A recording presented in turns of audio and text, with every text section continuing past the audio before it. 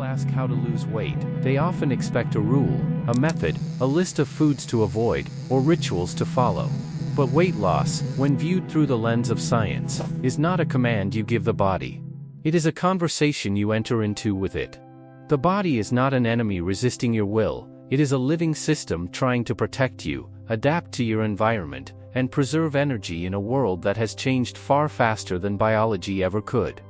To understand how weight loss truly happens, we have to slow down and listen to what the body has been doing all along. When science looks closely at weight loss, it becomes clear that the body does not respond well to being treated like an opponent.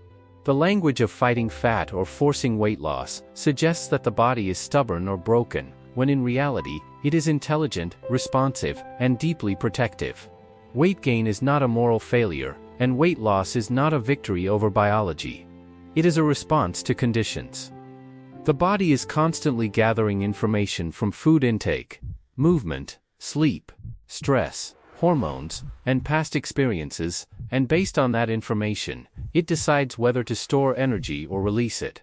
This decision is not conscious, and it cannot be bullied into changing. From an evolutionary perspective, the body's primary goal has never been aesthetics or speed. Its goal has always been survival. For most of human history, food scarcity was common, stress was physical rather than psychological, and movement was unavoidable. In that context, the ability to store energy efficiently was an advantage. Modern life has altered the environment dramatically, but the biology has not caught up. When calories are abundant and stress is chronic, the body does what it has always done: it protects itself.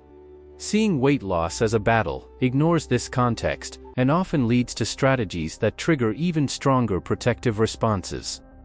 When a person drastically restricts food, the body does not interpret this as a health choice.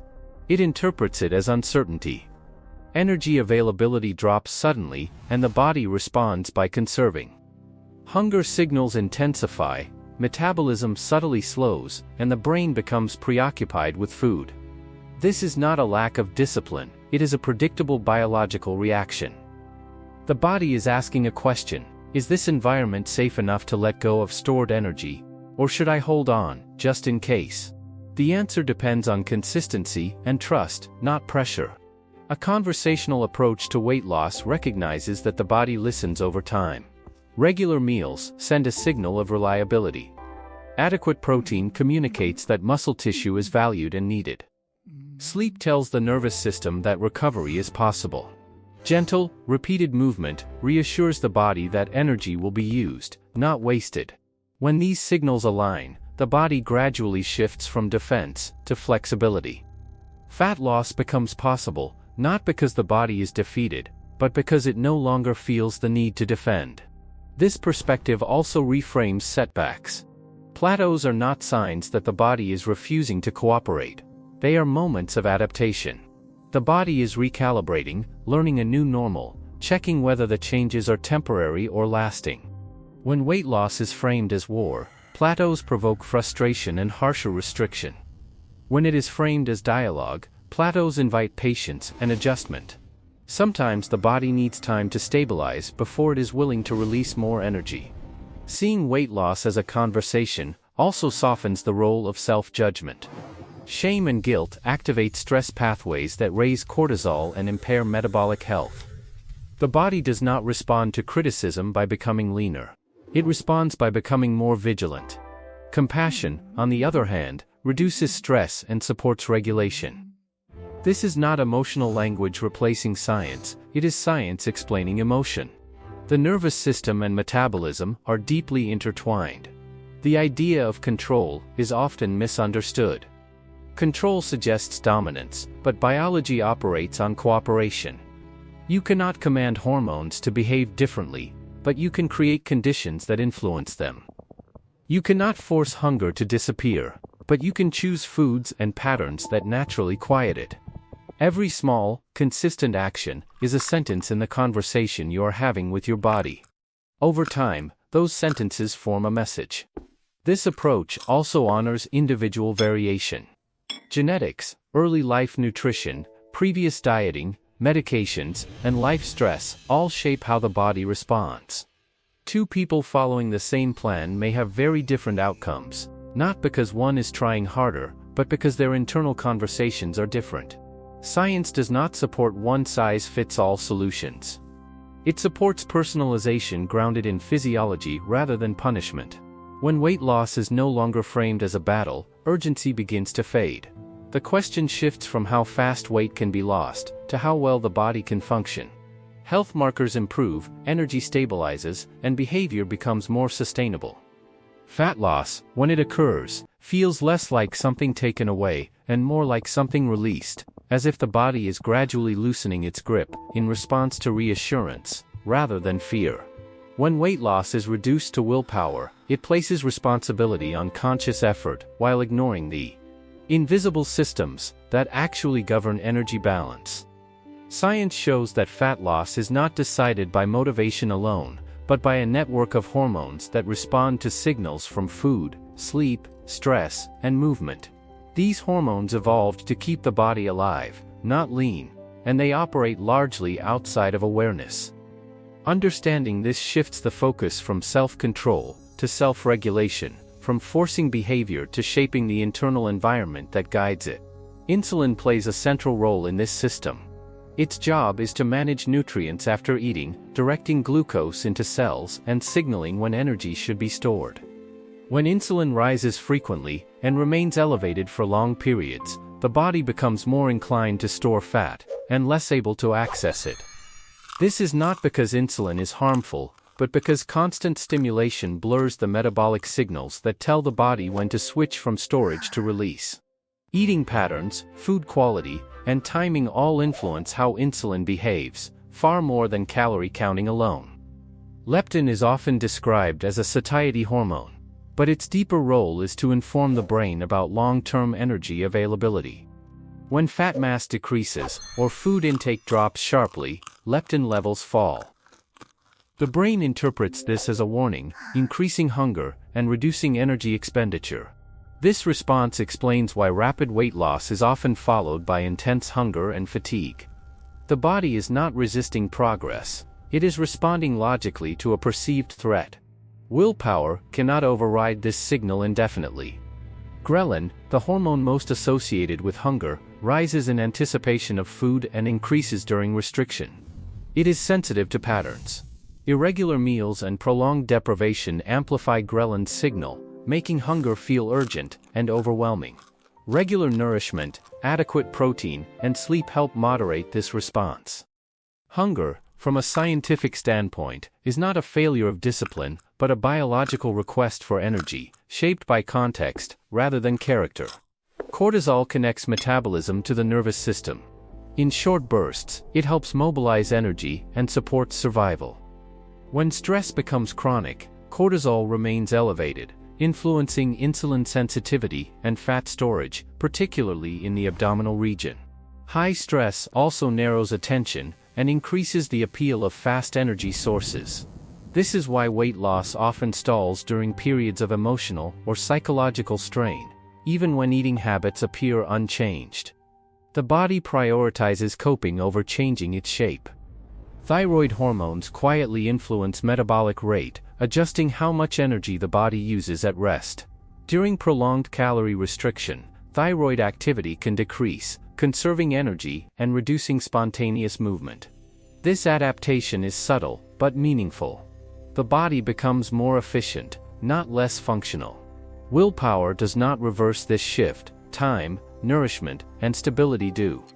Muscle tissue adds another layer to the hormonal picture. Active muscle improves insulin sensitivity and communicates metabolic demand. Resistance training and sufficient protein support muscle maintenance, sending a signal that energy will be used productively. Without this signal, the body is more likely to slow metabolism during weight loss. This is why two people eating similar amounts can experience very different outcomes based on muscle mass and activity patterns. Sleep weaves through all of these systems. Inadequate sleep alters insulin response, increases ghrelin, reduces leptin, and heightens cortisol. A tired brain seeks quick energy, and a tired body resists change. Weight loss efforts that ignore sleep often fail, not because of lack of effort, but because the hormonal environment is working against them. When these systems are understood together, the idea that weight loss is purely a test of willpower begins to dissolve. Behavior matters, but behavior is guided by biology. Sustainable fat loss emerges when hormonal signals are aligned in a way that makes releasing stored energy feel safe to the body. This alignment cannot be forced through discipline alone. It is cultivated through consistent habits that support metabolic balance and nervous system stability. The human body is deeply sensitive to signals of safety and threat, and nowhere is this more evident than in the process of weight regulation. When food intake drops suddenly or dramatically, the body does not interpret the change as a strategic health decision. It interprets it as uncertainty. From a biological perspective, uncertainty has always carried risk. A body that has learned, through evolution, to survive famine cannot afford to assume that scarcity will be brief. As a result, it responds by tightening its grip on stored energy, rather than releasing it freely. This response is driven by systems designed to protect life. Energy expenditure quietly decreases, not through conscious slowing, but through subtle adjustments in hormones and behavior. Resting metabolic rate may decline. Spontaneous movement becomes less frequent. Hunger signals grow louder and more persistent. These changes do not occur because the body is malfunctioning, but because it is functioning exactly as designed. Extreme restriction creates an internal environment that prioritizes survival over change. When the body feels deprived, it becomes metabolically conservative. Leptin levels fall, signaling to the brain that energy reserves are under threat. The brain responds by increasing appetite and reducing energy use. At the same time, ghrelin rises, making food more mentally and emotionally salient. Thoughts about eating become intrusive. This is often misinterpreted as weakness, but it is a coordinated biological response, aimed at restoring balance. No amount of determination can silence these signals for long. Sustainable fat loss requires a different message. It requires the body to perceive consistency rather than scarcity. Regular meals, even when calories are moderately reduced, create predictability. Predictability reduces stress within the nervous system and allows hormonal signals to stabilize. When the body can anticipate nourishment, it becomes less defensive. Fat stores are no longer treated as emergency reserves that must be protected at all costs. Adequate protein intake is a key part of this sense of security. Protein supports muscle tissue, which the body values highly. Muscle represents strength, movement, and survival. When protein intake is too low, the body may break down muscle during weight loss, reinforcing the perception of threat. When protein is sufficient, muscle is preserved, and the body receives a signal that functional tissue is being protected.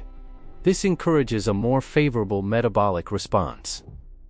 Sleep also contributes to the perception of safety.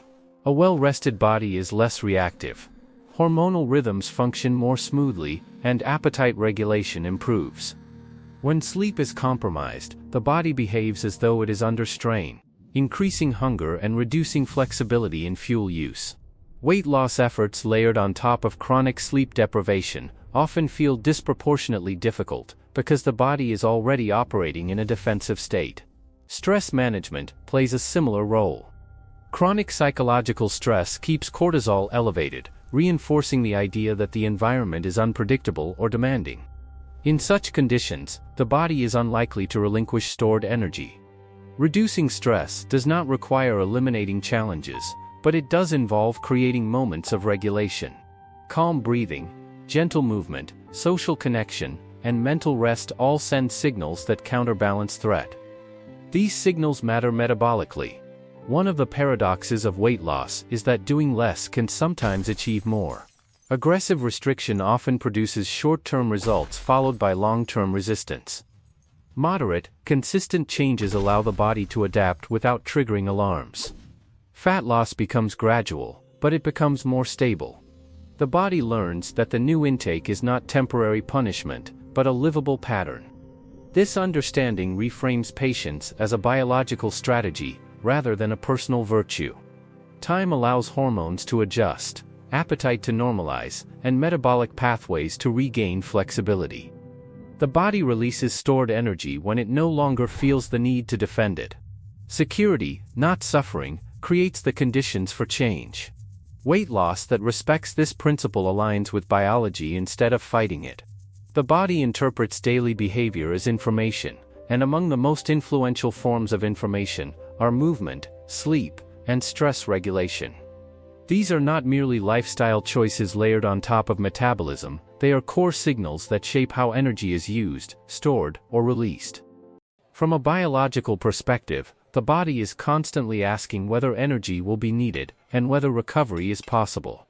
The answers to these questions influence hormonal balance far more than isolated dietary changes. Movement communicates demand. When muscles are used regularly, they send biochemical messages that energy will be required, not only in the moment, but in the future. These signals improve insulin sensitivity, allowing glucose to be directed toward active tissue rather than stored as fat. They also increase metabolic flexibility, the body's ability to switch between burning carbohydrates and fats. This is why consistent movement changes metabolism even outside of exercise sessions. It tells the body that stored energy is safe to access. Resistance-based movement carries a particularly strong message. Muscle tissue is metabolically active and energetically expensive to maintain. When the body senses that muscle is necessary, it becomes less willing to down-regulate metabolism during periods of reduced intake. Preserving or building muscle protects resting energy expenditure and supports long-term fat loss. This effect is not about intensity or exhaustion, but about signaling usefulness. The body invests in what it believes will be needed. Low-intensity movement plays a different but equally important role. Walking, standing, and gentle activity regulate blood sugar, reduce stress hormones, and support circulation. These movements do not trigger the same compensatory hunger responses that intense exercise sometimes does. From an evolutionary standpoint, humans are designed to move frequently at low effort. This pattern keeps metabolic systems engaged, without signaling emergency or strain. Sleep functions as a reset mechanism for nearly every hormonal system involved in weight regulation. During sleep, the body recalibrates insulin sensitivity, appetite hormones, and stress responses. When sleep is shortened or disrupted, these systems drift out of alignment. Hunger increases, cravings intensify, and energy regulation becomes inefficient. A sleep-deprived body prioritizes immediate fuel and resists long-term change. No amount of dietary discipline can fully compensate for this state. Stress regulation ties movement and sleep together through the nervous system. Chronic stress keeps the body in a heightened state of alert, elevating cortisol and reinforcing energy conservation. In this state, the body behaves as though resources may be needed urgently, making it less inclined to release fat stores. Reducing stress does not mean eliminating responsibilities, but it does involve creating moments where the nervous system can downshift. Even brief periods of calm signal safety. The interaction between these signals is cumulative. Regular movement improves sleep quality. Better sleep reduces stress reactivity. Lower stress supports more balanced appetite regulation. Together, these factors create an internal environment where energy use feels predictable and controlled. Weight loss emerges not because the body is being pushed, but because it is being guided.